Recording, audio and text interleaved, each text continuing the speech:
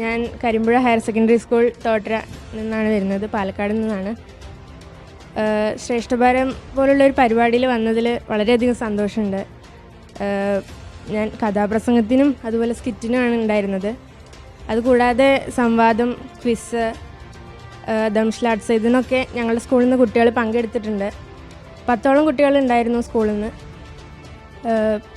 കഥാപ്രസംഗത്തിൽ വന്നതിന് ശേഷമാണ് അമ്പലങ്ങളിലും മറ്റൊക്കെ പ്രഭാഷണ പരമ്പരയിലൊക്കെ അവസരം കിട്ടിയതും അതിൽ പങ്കെടുക്കാനൊക്കെ ഒരു ധൈര്യം ലഭിച്ചതും ശ്രേഷ്ഠഭാരതത്തിൽ വന്നതിന് ശേഷമാണ്. 3 സീസണുകളിലായിട്ട് ഒരുപാട് കുട്ടികളെ കൊണ്ടുവരാൻ ഈ ശ്രേഷ്ഠഭാരതത്തിൽ പങ്കെടുപ്പിക്കാനും ഒരുപാട് കുട്ടികൾ ഈ പുരാണം എന്താണ്, മഹാഭാരതം, രാമായണം തുടങ്ങിയ കാര്യങ്ങൾ എന്താന്ന് പോലും, അതുപോലെ ഭഗവത്ഗീത ഒന്നും അറിയാത്ത കുട്ടികളായിരുന്നു.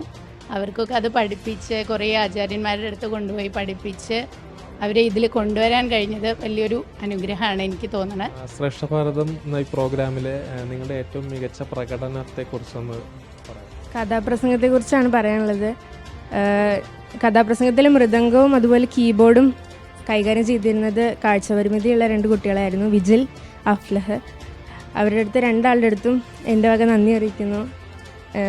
അത്രയും കഷ്ടപ്പെട്ടിട്ടാണ് അവരതൊക്കെ പഠിച്ചെടുത്തതും ഞങ്ങളെ സഹായിച്ചതും.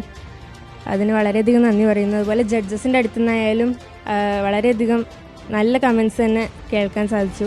ഇതുപോലൊരു പ്രോഗ്രാമിന്, പ്രത്യേകിച്ചും TV പ്രോഗ്രാമിന് തന്നെ പങ്കെടുക്കുന്നത് അമൃതയിലാണ്. അപ്പോൾ എല്ലാ ടീച്ചേഴ്സും അതുപോലെ തന്നെ സമൂഹവും ഒക്കെ ഇവരെ ആദരിക്കുകയുണ്ടായി. അതിൻ്റെ പിന്തുടർച്ചയായിട്ടാണ് ഈ കുട്ടിക്ക് പ്രഭാഷണം ചെയ്യാനൊക്കെ അവസരം ലഭിച്ചത്.